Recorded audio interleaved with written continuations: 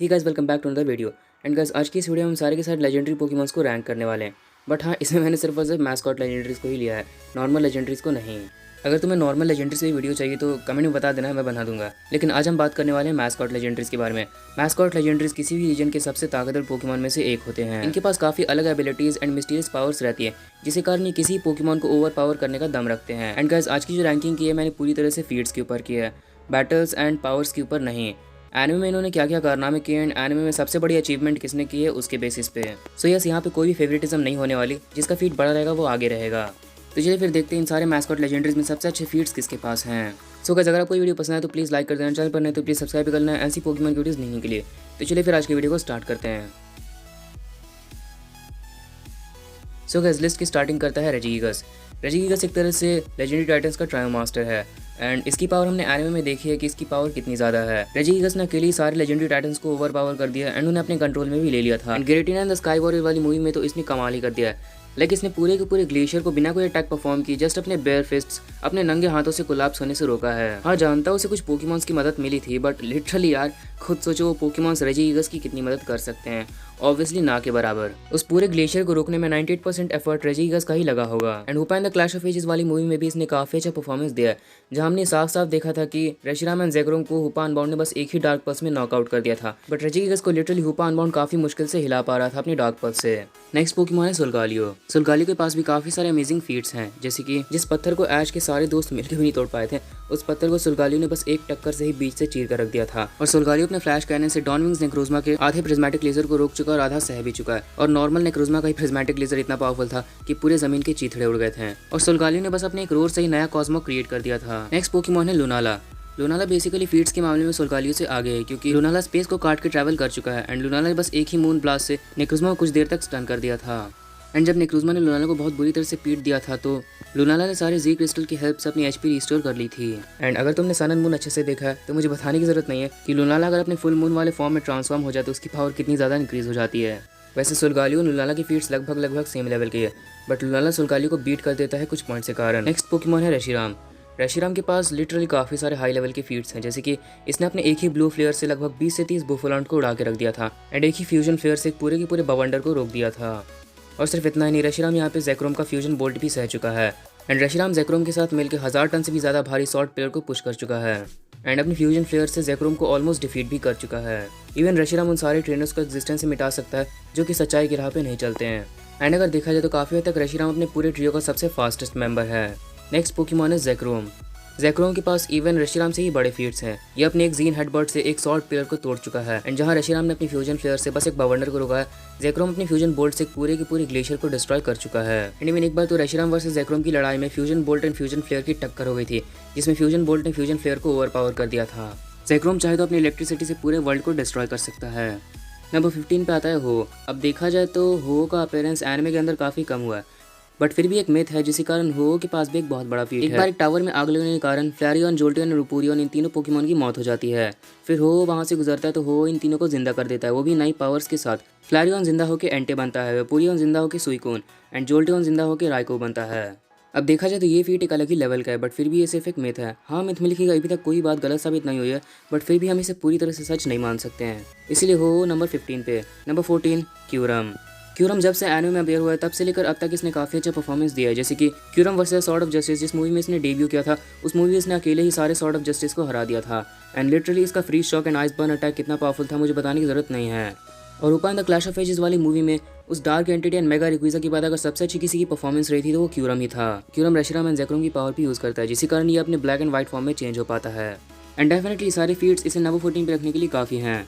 Number 13 इटर्नेटस। सबसे पहली बात, अगर तुम्हें लगता है कि इटर्नेटस वीक है तो प्लीज़ मेरी ये वाली वीडियो अगर देख लेना, सारे डाउट्स क्लियर हो जाएंगे। इटर्नेटस की सबसे बड़ी ताकत है उसकी एनर्जी।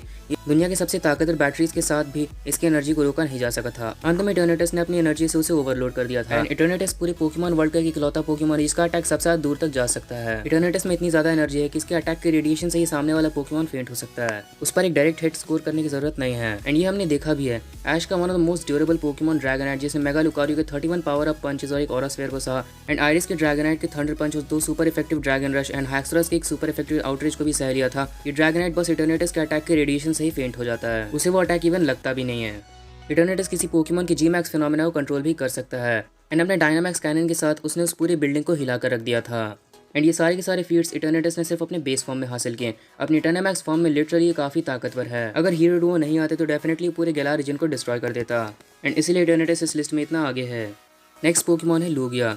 लूगिया का भी जब से एनिमे में अपीयरेंस हुआ है तब से लेकर अब तक इसने काफ़ी अच्छा परफॉर्मेंस दिया है। पोकेमॉन द मूवी 2000 में इसने सारे के सारे लेजेंडरी बर्ड्स को अकेले हैंडल कर लिया था।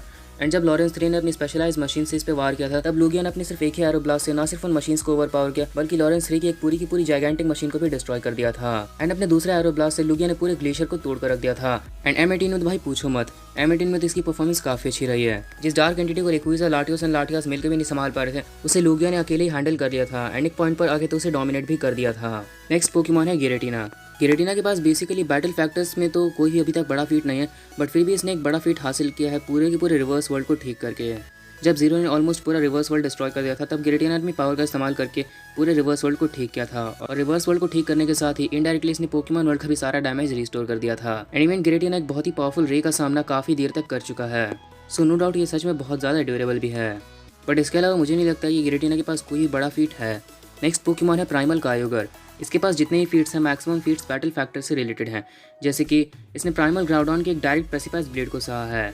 एंड अपने ऑरिजिन पल से तो लिटरली इसने धमाका कर दिया था। इसकी ऑरिजिन पल से हुआ हुआ एक्सप्लोजन पोकेमॉन वर्ल्ड के सबसे बड़े एक्सप्लोजन में से एक है। एंड में शेयर फोर्स के साथ तो लिटरली इसने ना सिर्फ ग्राउडॉन को जमाया बल्कि पूरी रसपर सिटी को कवर कर लिया था। एंड ग्राउडॉन से बैटल करते वक्त सच में प्राइमल कायोगर ने काफी सारे अटैक्स सहे हैं, जैसे कि प्राइमल ग्राउडॉन का एक direct precipice blade, super effective solar beam, eruption and mega Rayquaza का एक हाइपर बीम भी। एंड इवन कायोगर के पास इतनी ताकत है कि चाहे तो एक ऐसा सुनामी ला सकता है जो कि पूरे वर्ल्ड को डिस्ट्रॉय कर दे। एंड अगर तुमने स्कफल ऑफ लेजेंड्स वाला एपिसोड देखा है तुम्हें पता ही होगा कि बेस फॉर्म में कायोगर ने पूरी की पूरी तूफान को उठा दिया था। सो प्राइमल फॉर्म में आने के बाद ये क्या कर सकता है मुझे बताने की जरूरत नहीं है, इसका अंदाजा तुम खुद भी लगा सकते हो। अगला पोकेमॉन है प्राइमल ग्राउडॉन। प्राइमल ग्राउडॉन के पास प्राइमल कायोगर से भी बड़े फीट्स हैं। प्राइमल ग्राउडॉन ने ऑलमोस्ट प्राइमल कायोगर को हरा ही दिया था बैटल में। अगर मेगा रेक्विज़ा बीच में नहीं आता तो इस बात के मैक्सिमम चांसेस थे कि प्राइमल ग्राउडॉन उसे हरा देता, क्योंकि पूरे मैच में प्राइमल ग्राउडॉन ही ज़्यादा डोमिनेटिव था। एंड इसकी ड्यूरेबिलिटी तो भाई क्या ही कहूँ, इसकी ड्यूरेबिलिटी इवन मेगा रेक्विज़ा के लेवल की है। काफ़ी लोगों को नहीं पता होगा बट लिटरली भाई ये सच में बहुत ज़्यादा ड्यूरेबल है। तुमने एक सीन नोटिस किया होगा जहाँ पर प्राइमल कायोगर ने इस पर direct blast of origin pulse मारा था, पर लिटरली इसने काफ़ी आसानी से उसे सह लिया था। एंड तुम्हें नहीं पता तो मैं बता दूं कि उस समय इसकी डिसोलेट लैंड एबिलिटी भी ऑन नहीं थी। पहले मुझे भी लगता था कि इसकी डिसोलेट लैंड एबिलिटी ऑन थी, बट असल में ऐसा नहीं है, क्योंकि पूरे एनिमे में आज तक प्राइमल ग्राउडॉन ने कभी अपनी डिसोलेट लैंड एबिलिटी यूज़ की ही नहीं है। एंड देख लो प्राइमल कायोगर का ओरिजिन पल्स कितना ताकतवर है, मतलब कि एक ऐसा अटैक जो कि लिटरली हाथ से ज़्यादा ताकतवर था। एंड ये इस पर सुपर इफेक्टिव भी था, जिसे ग्राउडॉन 2 टाइम्स नहीं 4 टाइम्स वीकर था, बट फिर भी इतनी आसानी से सह लिया। So there is no doubt durability में मेगा रेक्विज़ा के बाद सबसे बड़ा फीट प्राइमल ग्राउडॉन नहीं दिया है। अब लिस्ट में अगले नंबर पे आते हैं 2 पोकेमॉन, ज़र्नियस एंड येवेल्टेल। एंड इन दोनों के पास लगभग सेम ही फीट है, बस थोड़ा सा डिफरेंट है। जैसे कि येवेल्टेल ने ऑलमोस्ट उन सारी पोकेमॉन की लाइफ फॉर्म्स को एब्जॉर्ब कर लिया था जो कि M17 में अपीयर हुए थे, एंड ज़र्नियस ने उन सारी पोकेमॉन की लाइफ फॉर्म्स को वापस लौटा दिया था जिनकी लाइफ फॉर्म्स येवेल्टेल ने छीन ली थी। लेकिन जहाँ तक मुझे लगता है येवेल्टेल ज़र्नियस से आगे हुआ। वैसे मैं इस बारे में श्योर नहीं हूँ क्योंकि दोनों की पावर्स मूवी में लगभग बराबर दिखाई गई थी, बट येवेल्टेल ने इस मूवी में एक ऐसा मूव परफॉर्म किया है जिसे अगर एडिशनल इफेक्ट के साथ देखा जाए तो ये पोकेमॉन वर्ल्ड का मोस्ट पावरफुल मूव है, क्योंकि ये 1 हिट नॉकआउट मूव है। येवेल्टेल का ऑब्लिवियन विंग किसी को भी पत्थर में बदल सकता है, इवन अगर सामने दी ओरिजिनल 1 भी आ जाए तो उससे भी कोई फर्क नहीं पड़ता। बट प्रॉब्लम ये है कि उसके सामने वो इस्तेमाल कर पाया कि नहीं इस बात की कोई गारंटी नहीं बनती। बट अगर गलती से भी ये मूव उसे लग गया तो जिस तरह से ये मूव एनिमे में दिखाया गया उस हिसाब से आर्केस भी इस मूव को नहीं सह पाएगा। बट स्टिल फिलहाल के लिए तो ज़र्नियस एंड येवेल्टेल लगभग बराबर पे ही हैं फीट्स के मामले में, इसलिए मैंने दोनों को एक ही पोजीशन पे रखा है। अगला पोकेमॉन है सुपर कूल म्यूटू। अब देखा जाए तो बैटल्स में तो म्यूटू काफ़ी अच्छा है, बट काफ़ी लोगों का मानना है कि फीट्स में बिल्कुल भी अच्छा नहीं, क्योंकि अभी तक इसने कोई बड़ा फीट हासिल नहीं किया। बट लिटरली मेरे हिसाब से इसने एक ऐसा फीट हासिल किया है जो कि एक अलग ही लेवल का है। म्यूटू रिटर्न्स वाली मूवी में इसने जियोवानी की सुपर पावरफुल मशीन्स को डिस्ट्रॉय कर दिया था। अब देखा जाए तो उन मशीन्स को कोई भी पोकेमॉन डिस्ट्रॉय कर सकता है, मतलब कि इवन अगर मेगा चार्जार्ड एक्स अपना ब्लास्ट बर्न फायर कर दे वो भी उस मशीन को डिस्ट्रॉय कर देगा।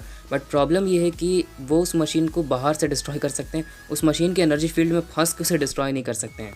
एंड लिटरली म्यूटू ने उस मशीन की एनर्जी फील्ड में फंस के उसे डिस्ट्रॉय किया है। इवन जब म्यूटू की सारी स्ट्रेंथ चली गई थी, क्योंकि उस मशीन ने उसकी सारी स्ट्रेंथ चूस ली थी, मैक्सिमम उसके पास बस उसकी 10% स्ट्रेंथ ही बची होगी। सो बस म्यूटू की 10% स्ट्रेंथ थी उन सुपर पावरफुल मशीन्स को डिस्ट्रॉय करने के लिए काफ़ी थी। एंड म्यूटू ने ना सिर्फ उन मशीन्स को डिस्ट्रॉय किया बल्कि उस मशीन की एनर्जी को 5 मिनट से भी ज़्यादा देर तक सहा था। एंड पोकेमॉन वर्ल्ड में बस ऐसे गिने चुने पोकेमॉन ही है जो कि मशीन्स की एनर्जी को इतनी देर तक झेल सकते हैं और अपनी 10% स्ट्रेंथ में ही उन सारे मशीन्स को डिस्ट्रॉय कर सकते हैं, वो भी उनकी एनर्जी फील्ड में फंस के। सो दैट्स व्हाई म्यूटू इस पोजीशन पे है। टॉप 5 की स्टार्टिंग करते हैं ज़ेशन एंड ज़माज़ेंटा। दोनों के पास काफ़ी बड़ा फीट है एंड ऐसा नहीं है कि दोनों इंडिविजुअली पावरफुल नहीं है, क्योंकि इन्होंने बस टीम में ही फाइट की है। काफ़ी लोगों का मानना है कि इंडिविजुअली पावरफुल नहीं है, बट गाइस एक बार लास्ट वाला सीन ध्यान से देखो। जब यहाँ पर दोनों ने अपना कॉम्बिनेशन अटैक इस्तेमाल किया था तो ये जो एक्सप्लोजन हुआ है वो दोनों एक कॉम्बिनेशन अटैक से नहीं हुआ था। ये इनका मतलब इंडिविजुअल एक्सप्लोजन है। ये ब्लू कलर का एक्सप्लोजन जेशन का है एंड पिंक कलर का एक्सप्लोजन जमाजेंटा का। मतलब कि जो इतना बड़ा एक्सप्लोजन है दोनों का इंडिविजुअल एक्सप्लोजन था, ऐसा नहीं कि दोनों की कंबाइंड पावर से हुआ है। एंड जेशन एंड जमाजेंटा का सबसे बड़ा फीट है इटरनामैक्स इटर्निटीज को हरा देना। सही मायने में देखा जाए तो इटर्निटीज की पावर कैंसिल आउट हो गई थी, बट फिर भी अभी के लिए देखा जाए तो हाँ, हम इस फीट को काउंट कर सकते हैं। अगला पोकेमॉन है मेगा रिक्विजा। मेगा रिक्विजा के पास भी जितने भी फीट्स हैं मैक्सिमम फीट्स इसके बैटल फैक्टर से रिलेटेड हैं। जैसे कि इसने अटैक पावर में काफ़ी सारे फीट्स दिए हैं, जैसे कि इसने एक ही ड्रैगन पर्ल से सारी मशीन्स डिस्ट्रॉय कर दी थी, एक ही ड्रैगो मीटियोर से पूरे किले को तबाह कर दिया था, एक ही हाइपर बीम से प्राइमल काइगोरो काफ़ी दूर फेंक दिया एंड सिर्फ एक ही ड्रैगन एसेंट से दोनों प्राइमल्स को हरा दिया था। एंड ड्यूरेबिलिटी में तो लिटरली मेगा रिक्विजा ने अभी तक में सबसे बड़ा फीट दिया है। इसने 6 प्रेसिपाइस ब्लेड को काफ़ी आसानी से सह लिया था। बट मेगा रिक्विजा का सबसे बड़ा फीट है दोनों प्राइमल्स को हरा देना। वैसे पोकेमॉन वर्ल्ड में 2 रिक्विजा एग्जिस्ट करते हैं, एक शाइनी और एक ओरिजिनल। शाइनी वाले रिक्विजा ने भी काफ़ी अच्छा फीट दिया है, जहाँ पर उसने M18 में 6 लेजेंडरी पोकेमॉन्स को अकेले हैंडल किया है। बट देखा जाए तो ओरिजिनल मेगा रिक्विजा को ज़्यादा ताकतवर दिखाया गया as compared to shiny one, इसलिए मैं सिर्फ ओरिजिनल मेगा रिक्विजा की फीट को ही लेता हूँ। अगर शाइनी वाले को भी इंक्लूड कर लूँ तो हाँ, रिक्विजा और आगे जा सकता था, पर यह करना एक तरह से गलत होगा क्योंकि हम 2 रिक्विजा में से बस एक को ही सिलेक्ट कर सकते हैं। टॉप 3 की स्टार्टिंग करता है ज़ायगार्ड।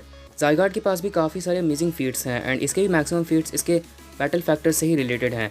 जैसे कि अटैक पावर में इसने भी रिक्विजा की तरह ही काफ़ी अच्छा फीट दिया है। इसने अपने ड्रैगन पर्ल से जायंट रॉक के उस रेड लेज़र को रोक दिया था, जिस रेड लेज़र ने कार्लोस के स्ट्रॉन्गेस्ट ट्रेनर्स को 1 शॉट कर दिया था। एंड हमने एक्सट्रीम स्पीड के एक ही टक्कर से उसे काफ़ी दूर भी फेंक दिया था एंड दूसरी बार एक्सट्रीम स्पीड यूज़ करके उस जायंट रॉक को बीच से चीर कर रख दिया था। एंड हमने कोर एनफोर्सर से इतना बड़ा एक्सप्लोजन किया था कि मैं क्या ही कहूँ।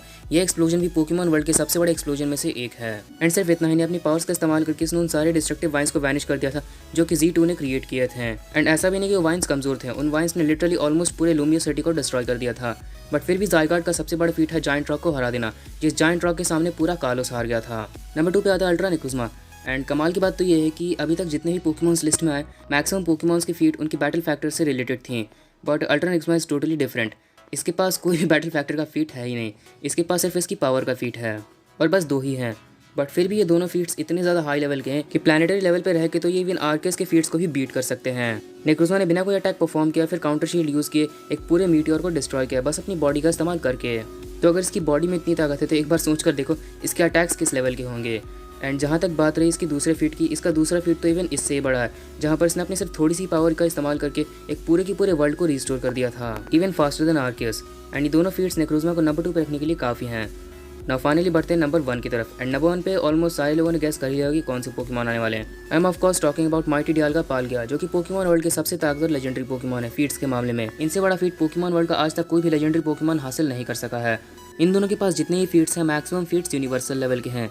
जैसे कि इन दोनों पोकेमॉन्स ने M10 में ना सिर्फ टाइम एंड स्पेस के साथ खिलवाड़ किया बल्कि रियलिटी तक को चेंज कर दिया था। जहाँ डियाल्गा ने अपनी टाइम लूप में गिरेटिना को फंसा लिया था, वहीं पालका ने स्पेस डिस्टोर्शन की पावर का इस्तेमाल करके आर्केस को 10 मिनट से भी ज़्यादा देर तक कैद करके रखा था। एंड डायमंड एंड पर्ल के एपिसोड 152 में डियाल्गा एंड पालकिया एक पूरे की पूरे यूनिवर्स तक को क्रिएट कर चुके हैं। बट ये भी इनका सबसे बड़ा फीट नहीं है। इनका सबसे बड़ा फीट है स्पेस टाइम डिस्टोर्शन को रोक देना, वो भी इंडिविजुअली बिना टीम वर्क के। सो डेफिनेटली इतने हाई लेवल की फीट्स तो आज तक कोई भी लेजेंडरी पोकेमॉन हासिल नहीं कर सका है। एंड इतने बड़े फीट्स डेफिनेटली डियाल्गा एंड पालगिया को नंबर 1 पे रखने के लिए काफ़ी हैं। सो चलिए गाइस, आज के लिए बस इतना ही। अगर आपको वीडियो पसंद आए तो प्लीज़ लाइक कर दें, चैनल पर नहीं तो प्लीज़ सब्सक्राइब कर लें ऐसी पोकेमॉन वीडियोस देखने के लिए। And finally thanks for watching.